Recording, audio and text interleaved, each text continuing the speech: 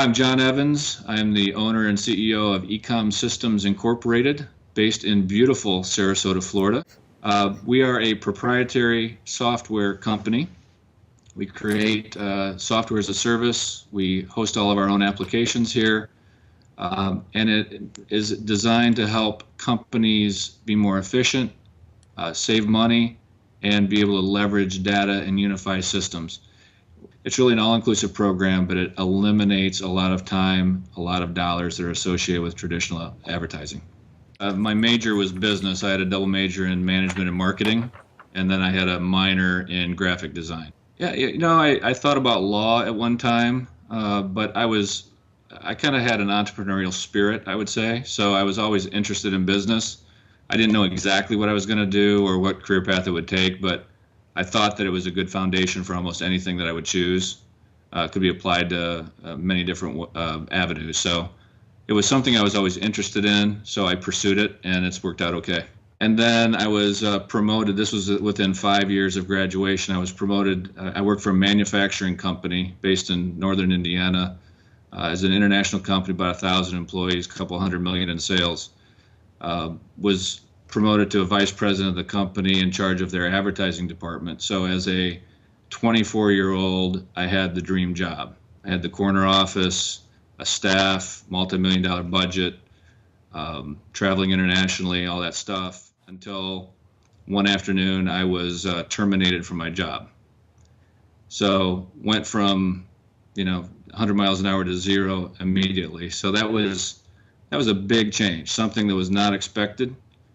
Thought I had everything going on, and then with a wife and a mortgage, I had no more income coming in. So that was a major turn in the pathway and in the roadmap that I thought I was on.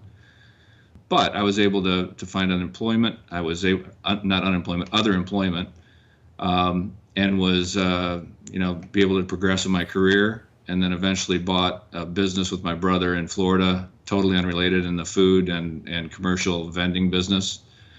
And then started another company from there in advertising and marketing with my experience. And now we've applied that to technology and developing proprietary software. So that's a lot of different changes in my career so far. But I would say probably where you start isn't where you're going to end up, maybe in the same field, but probably doing different things, and that's just all part of the progress that everybody takes.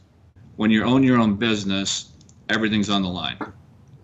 I mortgaged my family's future. You have to invest. I invested our own money and grew it as we needed, rather than going out and getting angel capital or investors and then potentially burning through that and disappointing a lot of people. I figured it's easier to just disappoint myself and my family than a lot of other people. But growing that way takes a lot of internal fortitude, because you never know what's going to happen.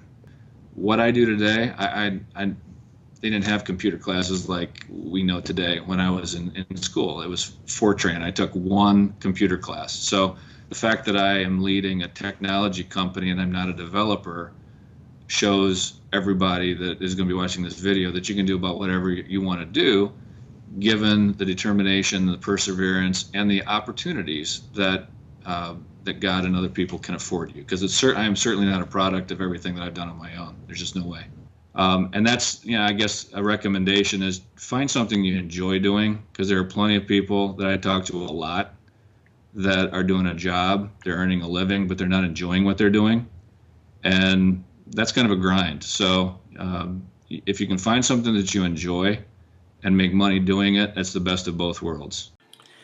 I learned a lot talking to John. The interview itself actually lasted a little less than an hour long, so it was really hard to cut down the content to only 4 minutes. I was most impressed with how he bootstrapped his company without any venture funds or help from his family. It was really interesting to see how he viewed his career pathway and how that point of view changed from job to job, especially when he talked about being let go as vice president and how his mentality of failure was really just a lateral shift that opened up an opportunity for him to branch out on his own. I think the most useful advice I got out of the interview was that he always followed what he wanted to do. One part that I wasn't able to put into the interview because of the time limit is when he said it's about changing the company, not letting the company change you. I really like how he stuck to what he knew, evaluated his own strengths, and then applied himself in an effective way while sincerely enjoying his work. It is a huge shift from the career fair mentality of getting whatever job is available with the highest amount of perks. I also really enjoyed hearing about how he shifted from a startup mindset to the mindset of a CEO for a fully grown company. It was interesting to hear how the problems that presented themselves to him changed and how his solutions to those problems changed as well.